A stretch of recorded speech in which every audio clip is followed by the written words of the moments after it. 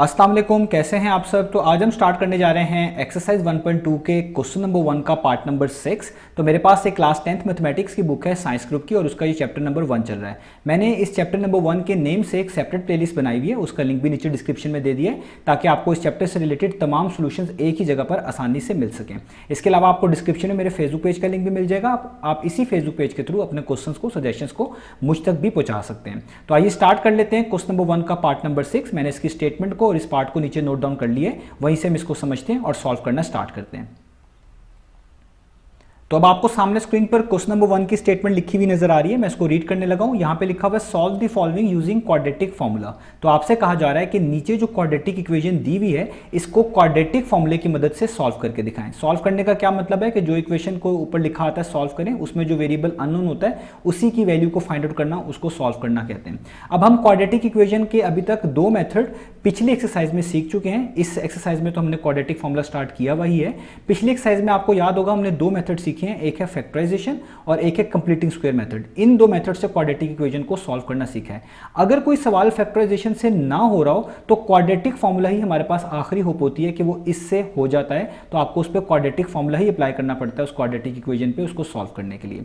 तो यहां पर भी हमने क्वाड्रेटिक फॉर्मूला ही आज दोबारा से सीखना है इस इक्वेशन को सॉल्व करने के लिए। तो आइए स्टार्ट करते हैं। तो सबसे पहले आपने याद रखना है जब भी आपके पास कोई क्वाड्रेटिक इक्वेशन सॉल्व करने के लिए आए, आपने देख लेना है कि वो स्टैंडर्ड फॉर्म में लिखी हुई है या नहीं। अगर आपके पास क्वाड्रेटिक इक्वेशन स्टैंडर्ड फॉर्म में लिखी हुई है पहले से, तो फिर तो आपने स्टेप नंबर 2 स्टार्ट करना है। अगर नहीं लिखी हुई तो पहले आपने उसको स्टैंडर्ड फॉर्म में कन्वर्ट करना है। अब स्टैंडर्ड फॉर्म क्या होती है वो मैं आपको रफ से आसान से मीनिंग में बता देता हूं। स्टैंडर्ड फॉर्म हम एक ऐसी फॉर्म को बोलते हैं जिसमें ये एक्स स्क्वायर वाली टर्म स्टार्ट में आती है, फिर सिंपल एक्स वाली टर्म्स और एट द एंड कांस्टेंट आता है। यानी जो वेरिएबल वाली टर्म्स हैं जिसके ऊपर हाईएस्ट पावर 2 होगी वो स्टार्ट में, उसके बाद सिंपल वेरिएबल वाली टर्म यानी जिस पे x की पावर 1 होगी वो, और उसके बाद एट द एंड कांस्टेंट आपके पास आना चाहिए। ठीक है, यानी ये सीक्वेंस ये होना चाहिए जिसको आप डिसेंडिंग सीक्वेंस भी कह सकते हैं कि बड़ी टर्म्स, बड़ी पार्ट्स वाली टर्म स्टार्ट में, फिर छोटी वाली पार्ट और फिर एट द एंड करते करते कांस्टेंट तक।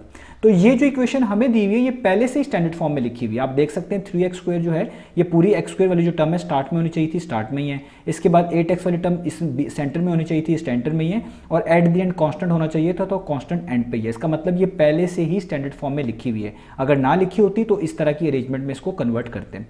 तो जब ये पहले से लिखी हुई है तो आपने क्या करना है, आपने जस्ट इस इक्वेशन का नाम दे देना है। तो मैं इसको नीचे उतारता हूँ, 3x square plus 8x plus 2 equal to 0, और इस इक्वेशन का नाम रख देता हूँ इक्वेशन नंबर 1। अब आपने, क्योंकि क्वाड्रेटिक फॉर्मूले में आपको a, b और c की वैल्यूज चाहिए होती है, तो अब आपने जो इक्वेशन स्टैंडर्ड फॉर्म में कन्वर्ट की होगी इसको आपने कंपेयर करवा देना standard form of quadratic equation से, जिससे आपको a, b और c की वैल्यूज आसानी से मिल जाएगी। तो आप यहाँ पे लिखेंगे डिस्क्रिप्शन, तो आप लिखेंगे कंपेयरिंग इक्वेशन नंबर 1, यानी इस ऊपर वाली इक्वेशन को कंपेयर करवा दो किसके साथ, with standard form of quadratic equation, with standard form of quadratic equation, of quadratic equation. ठीक है, तो ये मैंने लिख दिया। अब standard form of quadratic equation क्या होती है, दैट इज, वो यहां पे मेंशन कर दें आप, वो होती है ax square plus bx plus c equal to 0। इसको हम बोलते हैं standard form of quadratic equation. ठीक है, तो अब हमारे पास इसका नाम भी आप इक्वेशन नंबर 2 रख दें। अब अगर आप इन दोनों इक्वेशन को कंपेयर करें तो आपको ऑटोमेटिकली a, b और c की वैल्यूज ही पता चल जाएगी। और स्टैंडर्ड फॉर्म का मतलब वही है जो ऊपर समझा चुका हूं, आप देख भी सकते हैं। इधर भी ऐसा ही है, एक्स वाली टर्म स्टार्ट में, एक्स वाली बीच में, कांस्टेंट एंड पे। तो इससे कंपेयर करवाकर आपको a, b और c की वैल्यूज निकालनी है। तो इधर अगर एक्स स्क्वायर के साथ a लिखा होता है, इसका मतलब है कि इधर भी जो एक्स स्क्वायर के साथ लिखा हुआ है वो भी a है। तो अगर यहाँ पे एक्स स्क्वायर के साथ a है तो उधर एक्स स्क्वायर के साथ 3 है, तो इसका मतलब इस इक्वेशन नंबर 1 के लिहाज से a किसके इक्वल है, वो 3 के इक्वल है। इसी तरीके से देखें, x के साथ जो लिखा होता है उसको b बोलते हैं, तो उधर x के साथ प्लस 8 लिखा हुआ है, तो कंपेयर कराने के लिहाज से पता चलता है कि b जो है वो 8 के इक्वल होना चाहिए। साइन का ख्याल रखना है, जो पीछे साइन होगा वो यहाँ पर यूज करना है, क्योंकि प्लस है तो इसलिए मैं प्लस लगा नहीं रहा। तो आखिरी में जो बचता है वो कांस्टेंट होता है, तो आखिरी में प्लस 2 बच रहा है, वो c होगा। तो इसलिए आपने कह देना है कि c आपके पास क्या है, 2। आप ये डायरेक्ट भी लिख सकते थे कि एक्स स्क्वायर के साथ वाले को a बोलते हैं, x के साथ वाले को b, और एट द एंड जो बच जाता है उसको c बोलते हैं।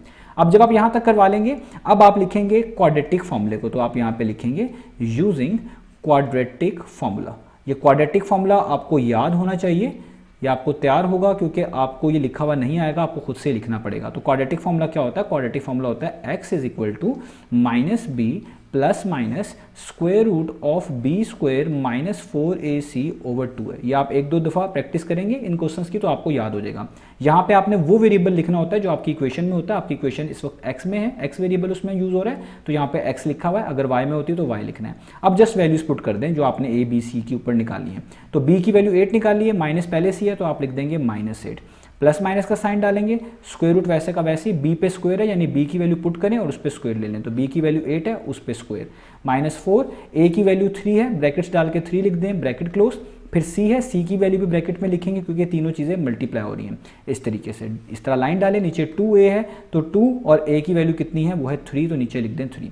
अब जस्ट आपने इसको सॉल्व करना है तो ये बहुत ईजी हो जाएगा। तो ये हो जाएगा -8 प्लस माइनस 8 का स्क्वायर कितना होता है, 8 का स्क्वायर होता है 64, 8 टाइम्स 64 होता है 8 का स्क्वायर, तो ये 64 हो जाएगा माइनस, आगे ये तीनों चीज़ें मल्टीप्लाई हो रही हैं, 4 3 टाइम्स होता है 12 और 12 2 टाइम्स 24 होता है। कैलकुलेटर भी आपको अलाउ है, उसमें आप इस तरीके से लिखेंगे इन तीनों नंबर्स को मल्टीप्लाई करवा के तो आपको बता देगा कि ये 24 होता है। और नीचे 2 3 टाइम्स कितना हो जाएगा, वो हो जाएगा 6। तो यहाँ तक हमने कर लिया। अब फर्दर इसको हम लेके करते हैं तो यहाँ पर x आ जाएगा, -8 आ जाएगा, प्लस माइनस आ जाएगा, और अब आपने क्या करना है 64 में से 24 को माइनस करना है, तो वो कितना आता है, वो आता है 40। तो आप लिख देंगे स्क्वायर रूट ऑफ 40 और नीचे आपके पास क्या आ जाएगा 6।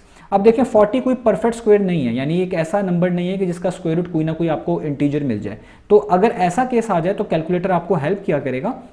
आप कैलकुलेटर में स्क्वायर रूट ऑफ 40 लिखें, इक्वल टू प्रेस करें, वो आपको बता देगा इसका आंसर कहाँ तक सिंप्लीफाई होकर आ सकता है। तो इसका आंसर आ सकता है 2 स्क्वायर रूट ऑफ 10, जिस तरह कैलकुलेटर बता रहा है। तो आपने यही लिखना है, आप यहाँ पे लिख दें x is equal to -8 plus minus 2 square root of 10। और ये प्लस माइनस का मतलब याद रखिएगा, इसका मतलब है ये पूरी चीज़ एक बार प्लस के साथ है, ये पूरी चीज़ एक बार माइनस के साथ है। ठीक है, अब आपने देखें स्क्वायर रूट ऑफ 40 की जगह पे क्या लिख दिया, 2 स्क्वायर रूट ऑफ 10। अब मैंने आपको ये चीज़ समझाई हुई है, जब भी यहाँ पर दो चीज़ें ऐड या सब्ट्रैक्ट हो रही हों तो इनमें इन नंबर्स को देख लेना है, अगर इन नंबर्स में कुछ कॉमन हो आपने कॉमन निकाल लेना है। जिस तरह आप देख सकते हैं 8 और 2 दोनों ही 2 के टेबल पर आते हैं, दोनों ही 2 से डिवाइड होते हैं। हमने ऐसा नंबर ढूंढना होता है जो सबसे बड़ा हो और इनको डिवाइड करता हो, तो सबसे बड़ा नंबर 2 और 8 को डिवाइड करने वाला 2 ही है, तो उसी को हम कॉमन लिखेंगे। और जब भी कॉमन लिखते हैं ब्रैकेट्स लगाते हैं, अंदर माइनस का साइन वैसे ही रहेगा। आप 2 का टेबल पढ़ेंगे, 2 कितने टाइम्स 8 होता है, 4 टाइम्स, तो 4 लिख देंगे। 2 कितने टाइम्स 2 होता है, 1 टाइम्स, तो 1 लिख देंगे। और स्क्वायर रूट ऑफ 10 तो कॉमन आया ही नहीं है, जो चीज़ कॉमन नहीं आई होती उसको वैसे का वैसे ही लिख देते हैं। और नीचे आपके पास क्या आ जाएगा 6 वैसे का वैसे ही। अब ये 2 इन सब चीज़ों से मल्टीप्लाई हो रहा है, नीचे 6 है जो कि डिवाइड हो रहा है, तो ये कटिंग हो सकती है, कैंसिलेशन हो सकती है। 2 1 टाइम्स, 2 3 टाइम्स, तो इसका मतलब हमारे पास इसका फाइनल आंसर आ गया x is equal to -4 plus minus square root of 10। आप स्क्वायर रूट ऑफ 10 के पीछे 1 लगा लें तो भी ठीक है, जैसे ऊपर लगाया हुआ है, ना भी लगाएं तो भी इसका मीनिंग एक ही है, एक जैसा ही है। तो नीचे आ जाएगा 3। तो ये दो आंसर हैं, एक आंसर है -4 plus square root of 10 divided by 3 और एक आंसर है -4 minus square root of 10 divided by 3। ठीक है, तो ये दो आंसर्स होते हैं। तो अब आपको पता चल गया, आपके दोनों सोल्यूशंस आपको मिल गए। क्वाड्रेटिक इक्वेशन के दो ही सोल्यूशंस होते हैं, तो आपको सोल्यूशन सेट को इस तरह कर्ली ब्रैकेट्स में लिखना है, कर्ली ब्रैकेट्स डालनी है और इसको लिख देना -4 plus minus square root of 10 divided by 3। तो यही आपका सोल्यूशन सेट है। तो उम्मीद है आपको ये सारा क्वेश्चन समझ आया होगा। तो इंशाल्लाह नेक्स्ट वीडियो में मिलेंगे इसके अगले पार्ट के सोल्यूशंस के साथ।